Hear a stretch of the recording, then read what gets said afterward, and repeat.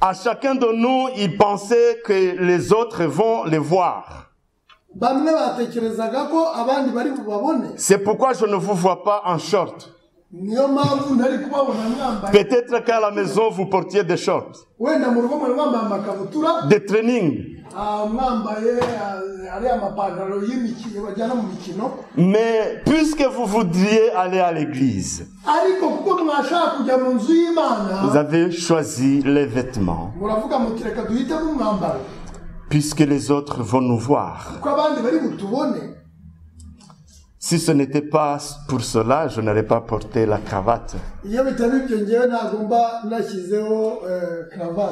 Et quand je porte la cravate, c'est pour vous honorer. Ce n'est pas pour m'enorgueillir. Voilà, aujourd'hui, je voudrais vous parler des vêtements. Mais ne pensez pas sur les vêtements que nous portons ici, extérieurs. Mais je voudrais vous parler des vêtements imposés. Pas parce que nous voudrions les porter, mais parce que la société ou les autres personnes nous les imposent.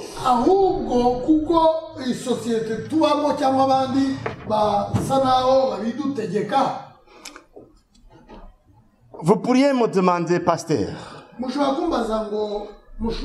est-ce que quelqu'un peut m'imposer des vêtements?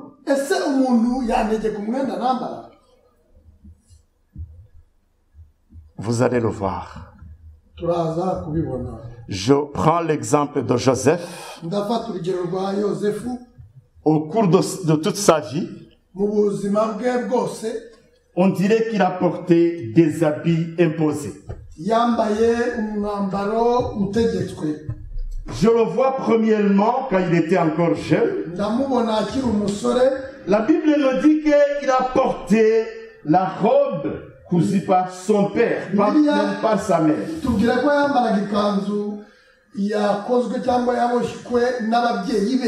Pas par sa mère, mais la Bible nous dit par son père. Ça aussi, c'est autre chose. Je me suis posé la question. Pourquoi la Bible nous dit que c'est son père qui a cousu la robe de Joseph? Et la Bible nous dit parce que son père l'aimait plus que les autres enfants. Et cette robe de plusieurs couleurs le distinguait parmi ses frères.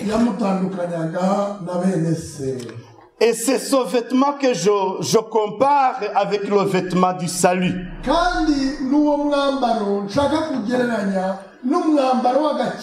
Premièrement, c'est son premier vêtement que j'appelle vêtement du salut.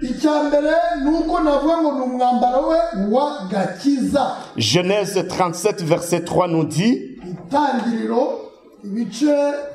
Genèse 37, verset 3, 37, verset 3,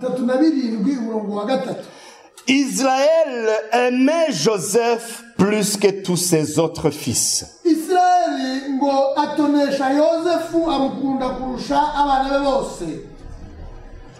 Parce qu'il l'avait eu dans sa vieillesse. Et il lui fit une tunique de plusieurs couleurs.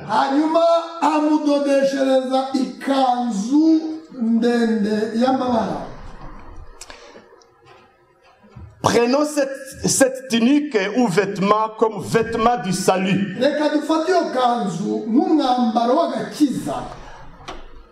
Pour soutenir cette idée, Je vous demanderai de prendre le temps de lire Ézéchiel chapitre 16. Vous comprendrez l'histoire de cet enfant.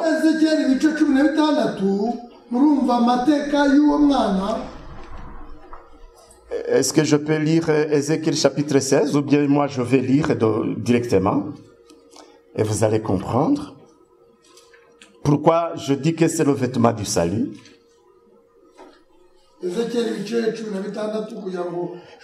C'est Ézéchiel qui parle et la parole de l'Éternel me fit adresser en ces mots. Fils de l'homme, fais connaître à Jérusalem ses abominations. Tu diras, ainsi parle le Seigneur l'Éternel à Jérusalem. Par ton origine et ta naissance, tu es du pays de Canaan. Ton père était un Amoréen et ta mère une Étienne. À ta naissance, au jour où tu naquis, ton nombril n'a pas été coupé. Tu n'as pas été lavé dans l'eau pour être purifié. Tu n'as pas été frotté avec du sel. Tu n'as pas été enveloppé dans des langes. Tu n'as pas porté sur toi un regard de pitié pour te faire une seule de ces choses, par compassion pour toi. Mais tu as été jeté dans les champs le jour de ta naissance, parce qu'on avait horreur de toi. Je passais près de toi, je t'aperçus baigné dans ton sang, et je te dis, vis dans ton sang. Je te dis, vis dans ton sang. Je t'ai multiplié par 10 milliers, comme les herbes des champs. Et tu pris de la croissance et tu grandis. Tu devins d'une beauté parfaite. Tes seins se formèrent, ta chevelure se développa, mais tu étais nu, entièrement nu. Je passais près de toi, je te regardais et voici, ton temps était là, le temps des amours. J'attendis sur toi le pan de ma robe. Enfin, je couvris ta nudité, je te jure fidélité. Je fis l'alliance avec toi, dit le Seigneur l'Éternel, et tu fis à moi. Je te lavai dans l'eau. Je fis disparaître le sang qui était sur toi et je t'oignis avec de l'huile. Je te donne des vêtements brodés et une chaussure de peau teinte en bleu et je te ceignis de fin lin et je te couvris de soie. Amen. Vous connaissez l'histoire de cet enfant. Les parents n'avaient pas de pitié à cet enfant. Mais le Seigneur nous dit en peu de mots, il a trouvé cet enfant jeté par sa maman. Et il a pris cet enfant. Il a pris soin de cet enfant. Et la Bible nous dit, je te donne des vêtements. Vêtements pour que tu vives. Et c'est ce que je compare avec le vêtement du salut.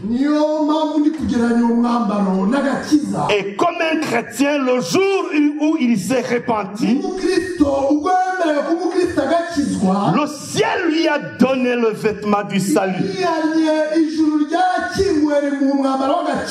C'est pourquoi avec ce vêtement du salut que je ne vais pas traîner là-dessus, c'est Ésaïe chapitre 61 qui nous le dit clairement. Quand le Seigneur nous voit, il Quand il voit le sang de l'agneau sur nous, alléluia, il voit que nous portons les vêtements du salut. Alléluia. Vous pouvez vous demander, ce vêtement a plusieurs couleurs. C'est pourquoi le vêtement du salut, il y a la grâce, tout ce que vous recevez par la grâce. Il y a la joie, c'est une autre couleur. Les bienfaits de Dieu que vous recevez de jour au jour, c'est le vêtement du salut avec plusieurs couleurs. Je ne vais pas m'y éterniser. Mais la Bible nous dit, quand Dieu nous voit, et quand il voit le sang de Jésus-Christ sur nous, il nous voit sauvés. Parce que nous portons les vêtements du salut. Alléluia. Et d'ailleurs, c'est pourquoi Jacob, Israël, avait cousu une robe bien différente, très différente, avec des couleurs que les autres robes de ses frères. Quand nous sommes vêtus, le salut, nous sommes différents. Alléluia. Nous ne parlons pas comme les autres. Même les vêtements que nous portons d'extérieur sont différents. Vous connaissez tout cela. Mais ce n'est pas seulement ce vêtement que nous portons. Quand vous plongez dans le dernier livre, dans l'Apocalypse, chapitre 3, verset 18, la Bible nous dit que nous portons des robes blanches. Alléluia. Qu'est-ce que cela veut dire? Le vêtement du salut, de la sainteté. Alléluia. Il y a le salut, le vêtement du salut au jour de la repentance. Mais la Bible nous révèle encore la robe blanche que nous portons étant ici, que nous porterons aussi au ciel par la sanctification. Il y a le salut d'abord et après il y a la sanctification. Alléluia. Amen. Tu ne peux pas te sanctifier avant d'être sauvé. Que Dieu nous aide. Ce sont les couleurs maintenant que je vous parle. Et la Bible nous dit, je vais essayer d'aller vite, Ésaïe chapitre 61 verset 10. C'est une autre couleur. Ce n'est pas seulement le vêtement du salut ou bien le salut de la sainteté seulement. Nous portons au-dessus le manteau. Il y a le manteau de l'autorité. Tu ne peux pas recevoir l'autorité divine avant d'être repenti, avant de te sanctifier. Tu te répands, tu te sanctifies, et puis tu reçois l'autorité de Dieu. Qui porte le manteau avant la chemise? Personne. C'est pourquoi la Bible nous dit, après la repentance, sanctifiez-vous. Quand vous vous êtes sanctifié, recevez l'autorité de combattre avec le diable. Il faut agir avec l'autorité. Ça, c'est une autre couleur. Et je ne vais pas m'y éterniser encore. Il y a aussi le manteau de la justice, dit la Bible. Alléluia. Amen. Vous connaissez ce que Dieu aime. Et la Bible, Matthieu chapitre 6, verset 33, et de moi, cherchez premièrement le royaume de Dieu et sa justice. Et toute autre chose seront données. Alléluia. Alléluia. Si vous avez besoin de beaucoup de choses, cherchez premièrement le royaume de Dieu et sa justice. Et c'est Ésaïe, le prophète Ésaïe qui nous dit, ce sont les personnes bien repenties qui se sanctifient, qui ont l'autorité de Dieu, qui ont aussi le manteau de justice. Vous savez, si tu n'aimes pas la justice, il y a donc je ne sais pas si je peux dire que tu as grandi, tu es encore enfant dans la foi. Tu n'es pas mature. Ce que Dieu aime, parmi les choses qu'il aime, c'est la justice. Alléluia. Amen. Alléluia. Amen. Peut-être on aura le temps d'approfondir. Et par après, c'est pourquoi il y a les gens qui aiment bénir le Seigneur, qui portent les vêtements de louange. Et la Bible nous dit, même au ciel, c'est Ésaïe 61, verset 3. Même au ciel, du matin au soir, qu'est-ce qu'on fait au ciel? Adorer le Seigneur. Alléluia. Amen. Mes chers amis, ne vous contentez pas de louer le Seigneur le dimanche seulement. Prenez le temps même chez vous à la maison. Une minute de chanter pour le Seigneur. Louer le Seigneur, c'est quoi? Ce n'est pas seulement chanter. Prends une minute et dis, Seigneur, je t'aime. Seigneur, je t'aime. Peut-être c'est pénible. Dans ta vie, peut-être c'est pénible. Mais louez le Seigneur. De toutes les façons, que tu ouvres le cœur et tu loues le Seigneur. Vous connaissez le verset qui est dans l'épître de Paul aux Romains. Toutes choses concourent au bien à tous ceux qui aiment Dieu. Alléluia. Peut-être tu es dans les larmes, mais il faut que le cœur chante pour Dieu. Ça aussi, c'est une autre couleur de notre robe. Alléluia. Amen. Vous savez, le Seigneur est venu.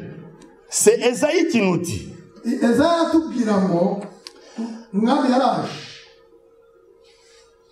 Pour accorder aux affligés de Sion, pour leur donner une diadème au lieu de la cendre, une huile de joie au lieu de deuil, un vêtement de louange au lieu d'un esprit abattu, etc., etc.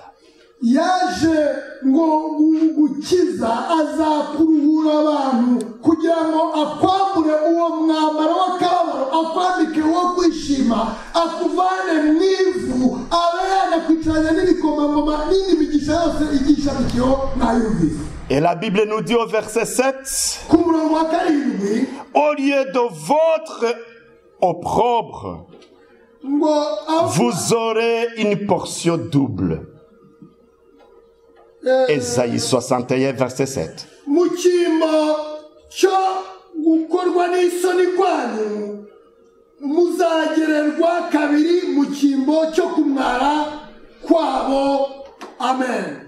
Le verset 10.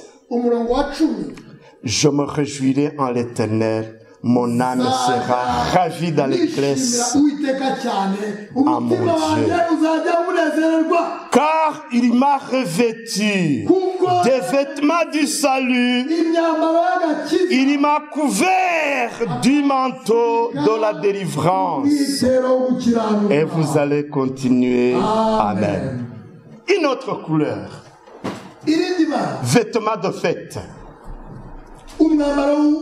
Si c'était le mariage aujourd'hui, je pense que ça serait différent des vêtements que vous devriez porter. Ah, vous verrez les photos le jour J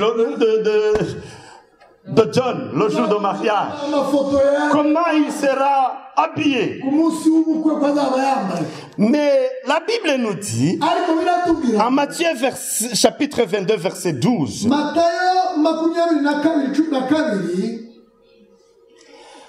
pendant la fête, c'est le Seigneur qui dit à ses serviteurs, passez et regardez. Si tout le monde porte les habits de fête. Et puis, ils ont constaté qu'il y avait des personnes qui ne reportaient pas. Et qu'est-ce que la Bible nous dit? Ils ont été demandés de sortir. Parce qu'ils n'avaient pas les habits de fête. Qu'est-ce que cela veut dire? Les vêtements de gloire. Si vous n'êtes pas sanctifié, le salut, repenti, sanctifié, vous ne recevrez jamais les habits de fête. Vous ne verrez jamais une place au ciel. Et c'est pourquoi la Bible nous dit, même si on appelle, même s'il y a des places, il faut avoir les vêtements de fête. Et de là, je ne m'y éternisais pas. Deuxième vêtement, je voudrais vous amener là où vous voyez Joseph, le bien-aimé de son père, mais haï par ses faux frères.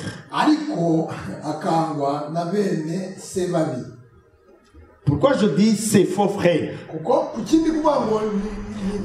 Parce que la Bible nous dit d'ailleurs, Joseph était l'enfant de Rachel. Il a été haï par les enfants de qui? De Léa. Il n'était pas frère, mais les enfants de marâtre de son père.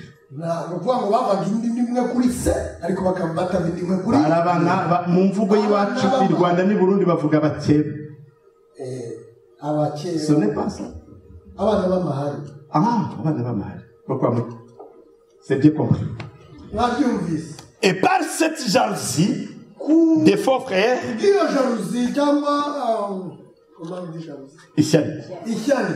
ils ont jeté Joseph dans le trou, enlevé de sa robe. Vous connaissez l'histoire. Et par après, ils ont décidé de le vendre comme esclave. Joseph a porté le vêtement d'esclave par imposition.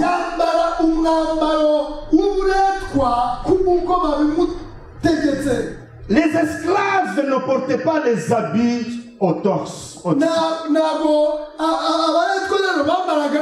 C'est ce qui caractérisait les esclaves. Ceux qui étaient au marché pour les vendre, on devrait les mettre à torse nu. Que ce soit les filles ou les hommes. Alors on voit Joseph vers l'Égypte avec torse nu.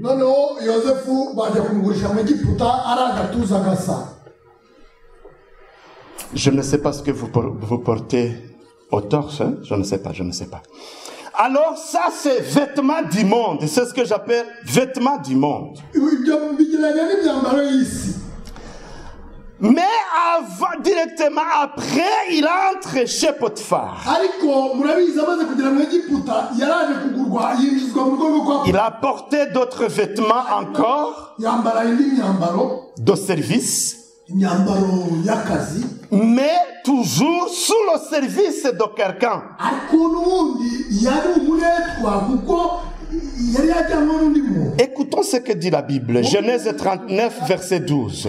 mu itangiriro 39 Verset 12. wa 12.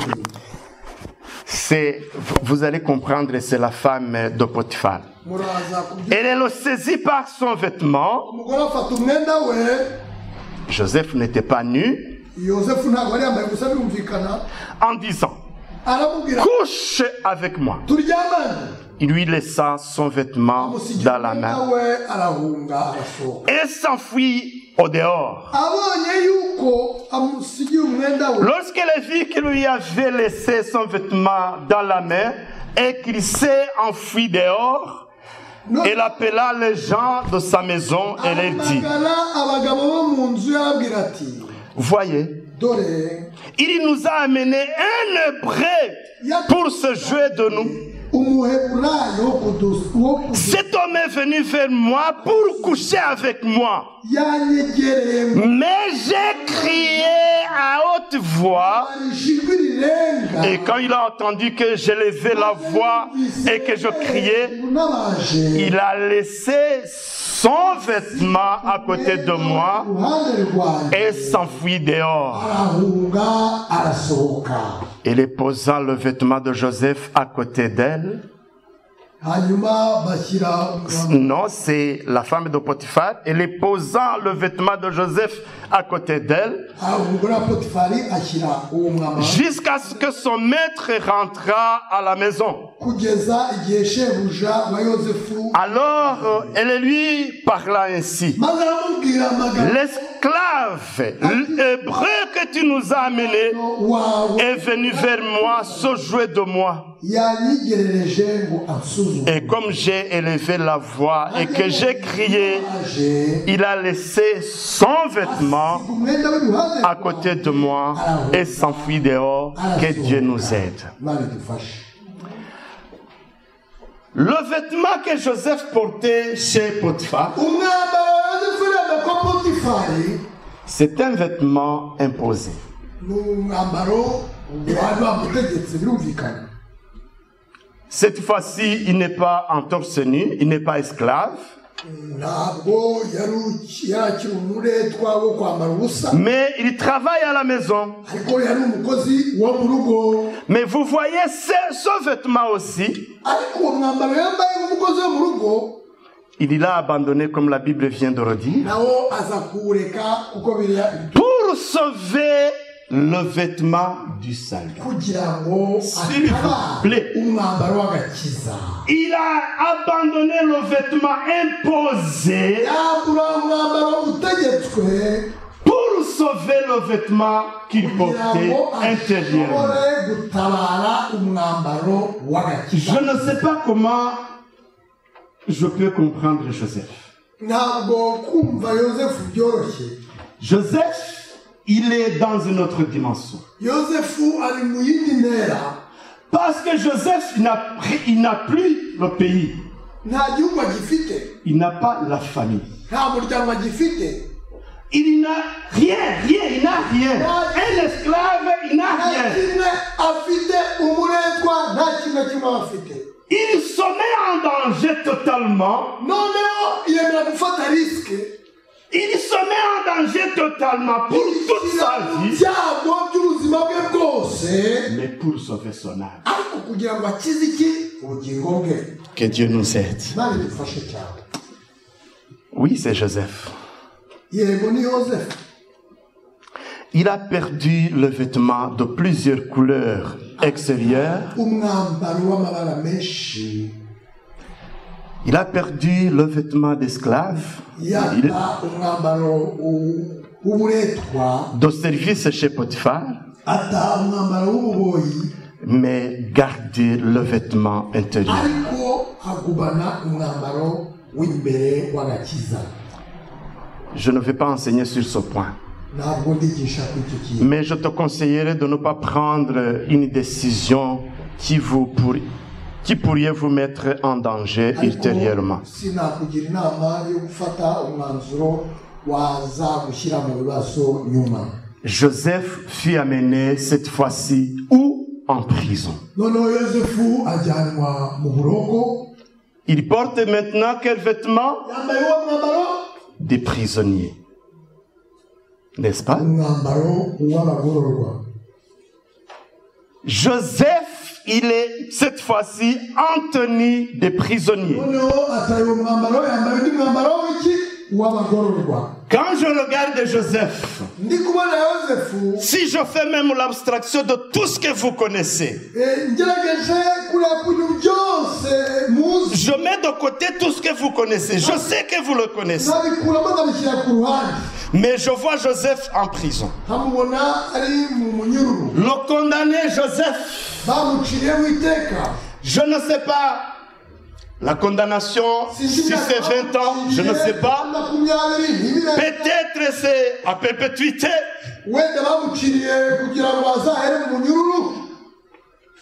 Pourquoi? Un violeur. Il a voulu prendre par force la femme de Potiphar.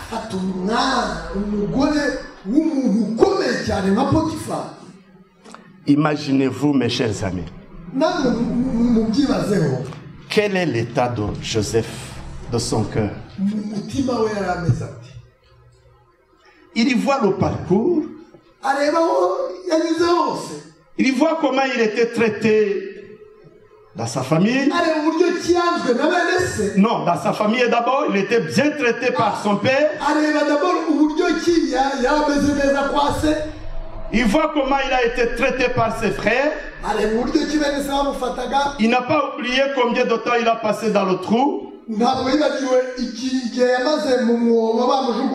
Peut-être avec les faiblesses, il n'a pas oublié les fouets qu'il a reçus au dos quand il parcourait le désert.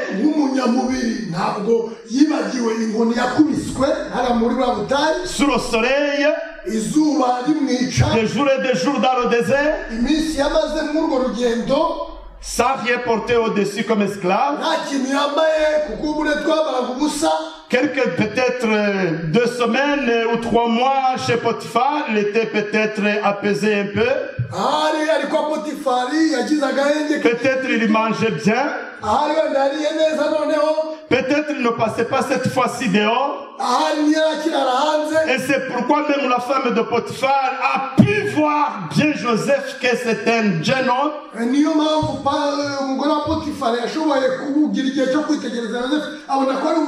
Il a pu trouver l'eau pour se laver et puis il a vu, hey, il a des bons pieds. Il est bien portant. Il n'est pas comme les Égyptiens d'ici. Même s'il est esclave quand même. Mais je peux coucher avec lui. Et par après, c'est Joseph qui sort dans la maison de Potiphar.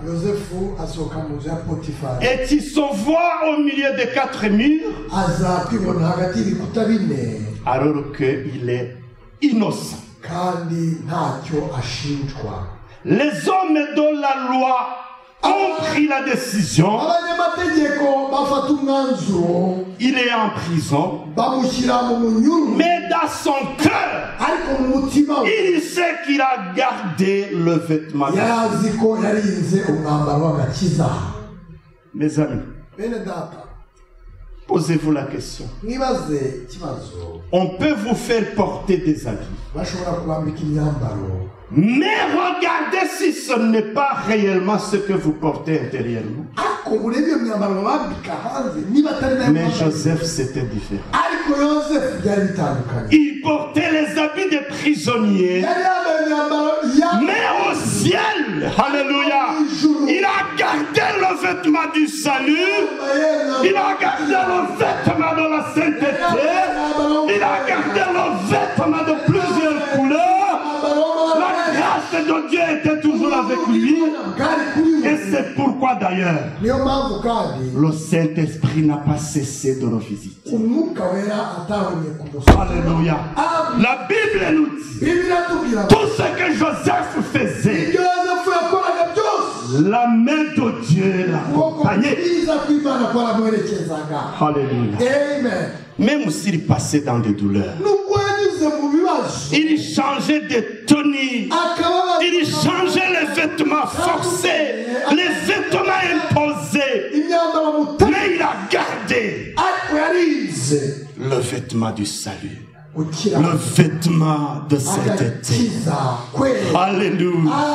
Le manteau de la justice, le manteau de la gloire, les vêtements de la fête. Et c'est pourquoi le ciel a continué à communiquer avec Joseph. Et puis un jour, vous connaissez l'histoire, je vais me répéter plusieurs fois. Le rêveur, il avait le don d'interpréter les sons. Et un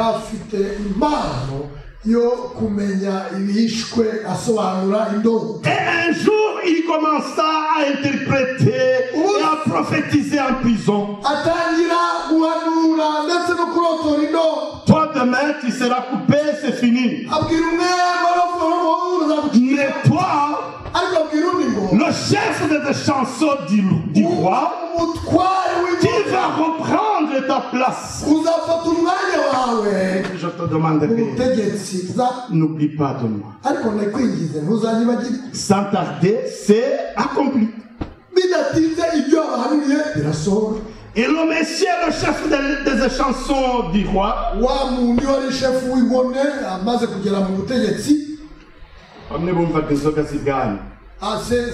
c'est lui qui goûtait le vin du roi.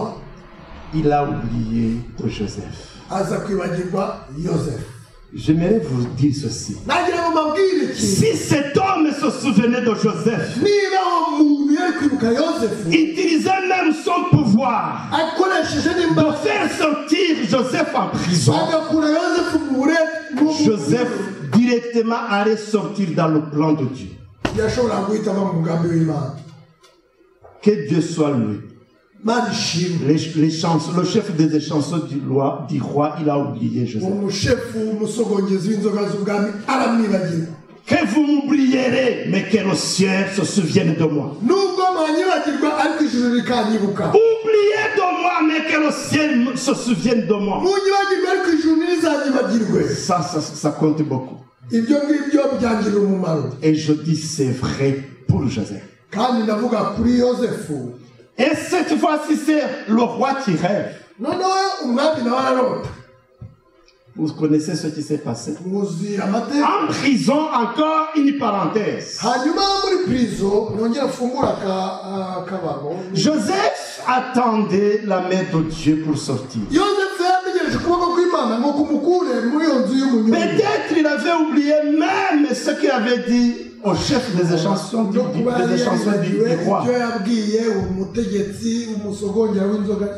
Les jours passaient, les jours passaient, les jours passaient.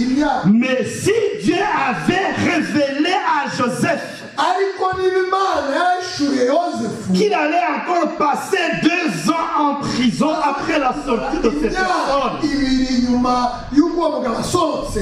Joseph allait se décourager. C'est pourquoi Dieu n'a pas révélé qu'il va passer autant de jours. Il y a des fois que Dieu nous cache le temps que nous allons passer dans des épreuves.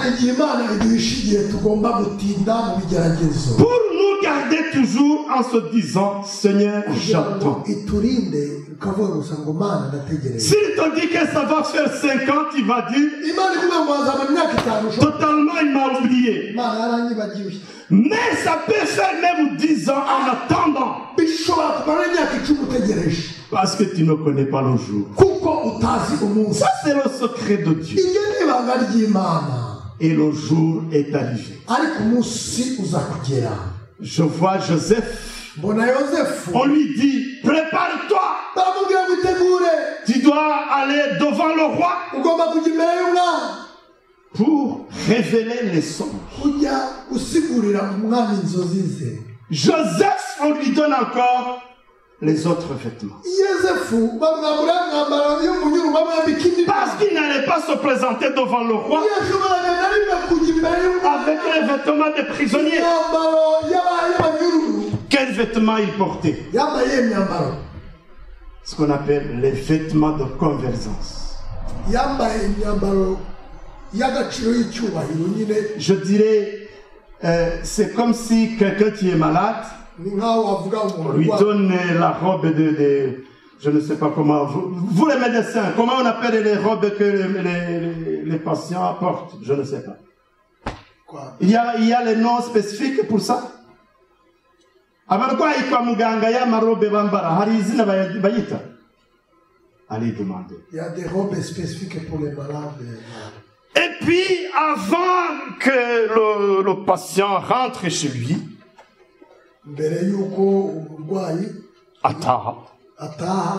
on le met quelque part pour un petit moment de conversation. Il ne va pas continuer à porter les tabliers. Mais non plus, il ne va pas porter la tenue habituelle, comme s'il est dans la vie normale. Et la Bible nous dit, Genèse 41, verset 14, Pharaon fit appeler Joseph, on le fit sortir en hâte de prison.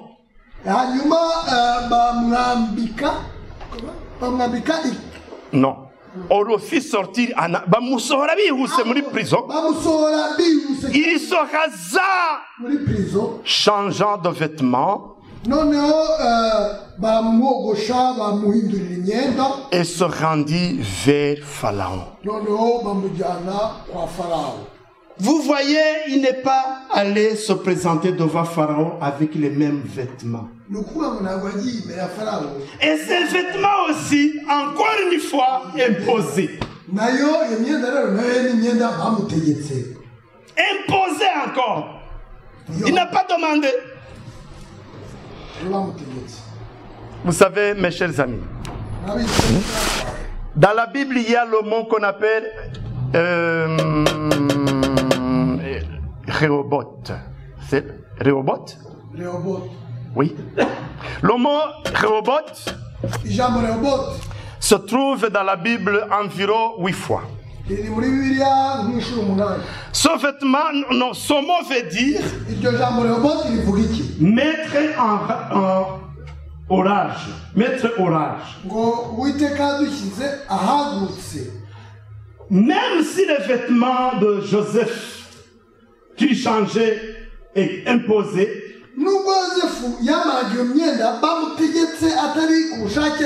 cette fois-ci, le chemin commence à s'élargir. Il commence à se revêtir les vêtements imposés obscurs. Et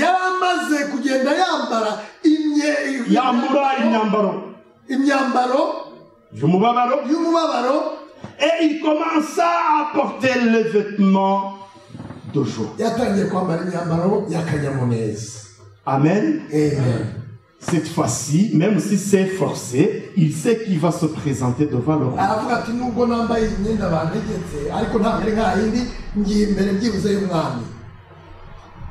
Il se présente devant le roi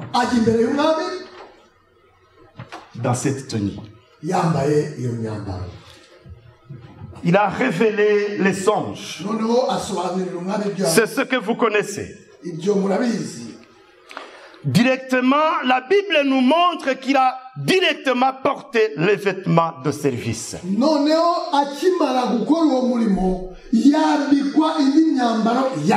Lisons Genèse 41, 42.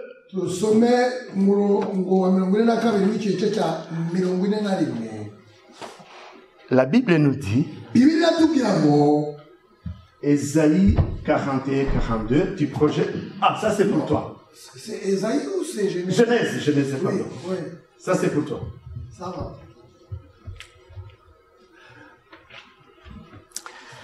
Pharaon ôtant son anneau de la main, Farawo yiyambura impeta ye et le mit à la main de Joseph. noneho ayishyira ku rutoki rwa Yosefu.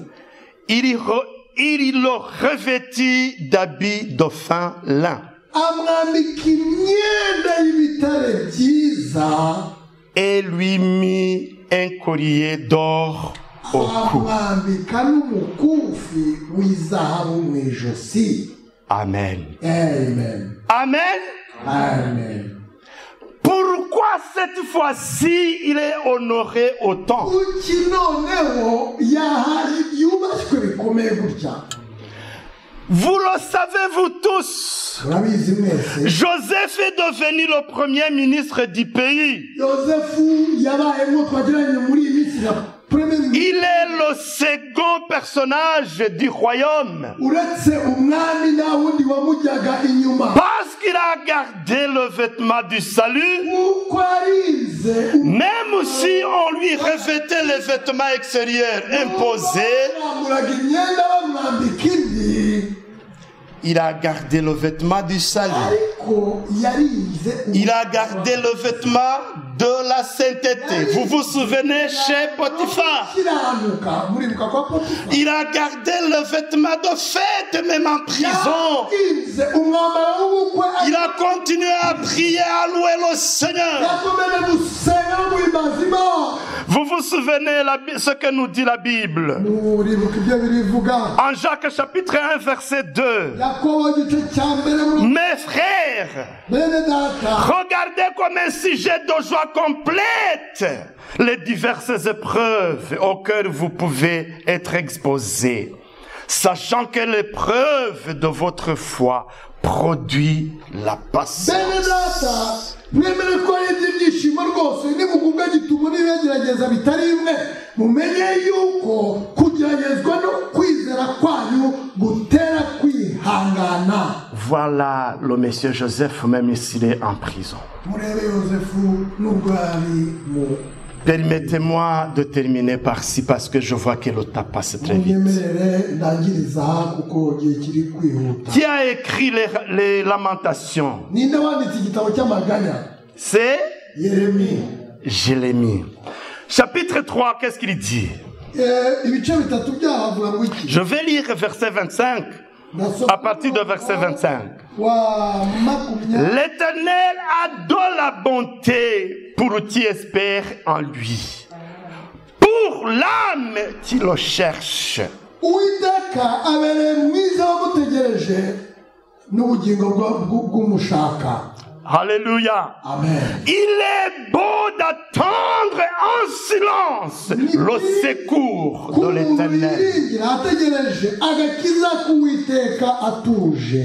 Et la Bible nous dit verset 31 et 32. Bibiliya tuve ku mirongo itatu n'umwe Car le Seigneur ne rejette pas à toujours. uwiteka atazagira ubwo areka umuntu iteka. Alléluia. Amen. Le Seigneur savait que Joseph est en prison. Imana yarizi ko Yosefu ari muri prison. Et il a récompensé sa patience. hanyuma iza guhemba kwihangana kwe.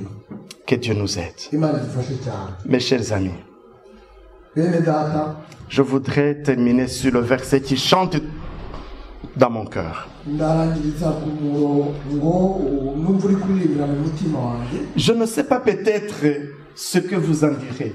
Sinzi ibyo uri gucamo. Je ne sais pas quel vêtement que vous portez. Sinzi ikanzu wambaye, imyambaro wambaye. Ce n'est pas longtemps d'ici. Ntabwo ari iby'iteka. Non, ce n'est pas longtemps d'ici. Ntabwo hashize igihe kinini. Peut-être je porte toujours le vêtement d'un destructeur. Ahari nambaye umwambaro w'umurimbuzi. Umusenyi w'umurimbuzi. W'umurimbuzi. Parce que quelqu'un m'a revêtu ce vêtement. Kuko ari uwanyambitse uwo mwambaro. Ce n'est pas loin d'ici, c'est cette année, je me rappelle. Ntabwo ari kera cyane, ni muri uno mwaka. Mais ce que je dis, ariko icyo mvuga je garde mes vêtements du salut. Je garde mes vêtements de la sainteté.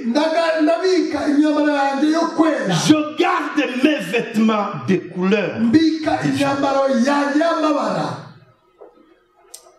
Même aussi extérieur, je peux porter les habits, les vêtements que les gens peuvent mettre sur moi.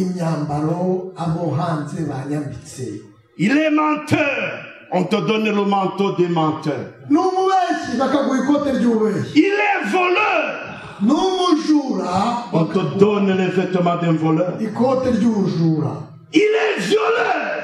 On te donne le vêtement d'un violeur comme Joseph. Tu peux porter des vêtements de plusieurs couleurs, de saumon, mais garde le vêtement de couleur du ciel. Que la joie déborde dans ton cœur. Même si tu es accusé de 1000 personnes, le ciel connaît la vérité.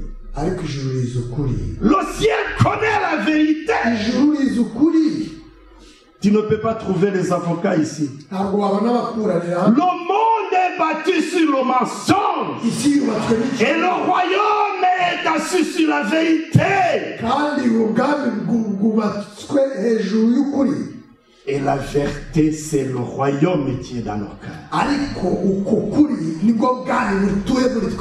jour, Habakkuk qui s'est posé des problèmes. Je vois les méchants qui prospèrent. Quand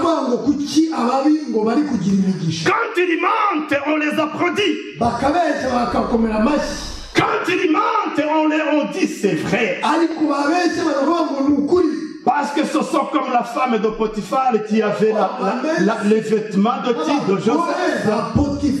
Il a dit, regarde même son vêtement, le manteau et tout. Est-ce que Joseph a besoin de s'expliquer? Est-ce que Joseph il s'explique dans son cœur. Il s'explique devant Dieu. Un jour, le Seigneur visita Habakkuk. Il dit Habakkuk, tu es intéressé de connaître la vérité. La vérité ne change pas. Je garde ma parole. Tu sais ce qui va se produire. Je punirai le pécheur et je récompenserai les hommes droits. Habakkuk, il dit, alors cette fois-ci je vais me tenir ferme. Et quand l'Esprit de Dieu est venu sur lui, regarde comment il commença à donner la parole. J'étais à mon poste. Il n'était pas distrait. Il n'était pas distrait. Et je me tenais sur la tour et je veillais pour voir ce que l'Éternel me dirait et ce que je leur expliquerai après ma plainte.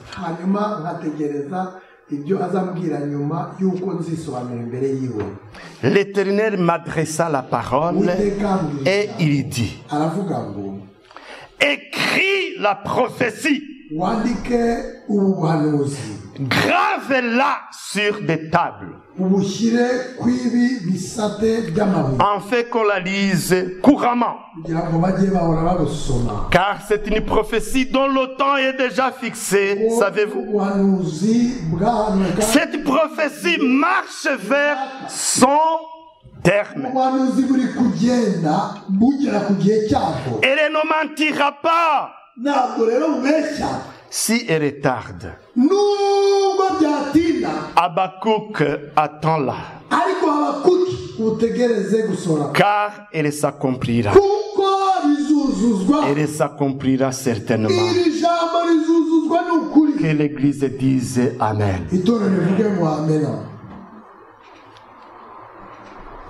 Car aussi Joseph le révérend Joseph il a été fouetté, arakubitwa maltraité de toutes sortes, arasuzugurwa mu buryo bwose mais ariko sur son chemin, mu nzira ye le Seigneur savait là où il voudrait l'amener, imana yari izi aho iri kumujyana à l'accomplissement de ce qu'il avait dit. imujyane ku isezerano ry'ibyo yamuvuzeho. Que le Seigneur vous bénisse. imana ibahe umugisha Dans tout ce que vous endurez, mu byo umucamo byose attendez l'accomplissement de ce que le Seigneur a dit sur vous. mutegereze gusohora kw'ibyo imana yabavuzeho. Les vêtements que vous portez, imyambaro mwambaye peut-être vous n'êtes pas content de les porter, ahari ntimwishimiye kuyambara, mais le Seigneur le sait. ariko imana irabizi. Un jour vous porterez le vêtement de service. imana Alléluia. izabambika imyambaro y'umurimo. Et Joseph a porté le vêtement de service. hanyuma yosefu yambara ikanzu Et il a agi avec l'autorité noneho agendana ubutware parce qu'il a gardé l'autorité divine. en ubwo lui. yarinze ubutware bw'ijuru muri we, Il a exercé l'autorité sur le royaume. hanyuma ategeka ubwami bwose bw'egiputa. Quand il donnait les ordres, iyo yatangaga amabwiriza qui allait dire non? ninde washoboraga kuvuga ngo ndabyanze? Personne. yagira ibibazo bikomeye. Quand Dieu dit, iyo imana ivuze vous le savez. Vous pourriez même compléter. Et je bénis le Seigneur. ndashima imana cyane. Mettez-vous debout, nous reka allons prier. duhaguruke dusenge imana. haleluya. Essayez de comprendre ce que le Seigneur veut te dire. wumva icyo imana ikubwira À travers cette méditation, hamwe no kugira ngo wuze ijambo le Seigneur t'a communiqué de quelque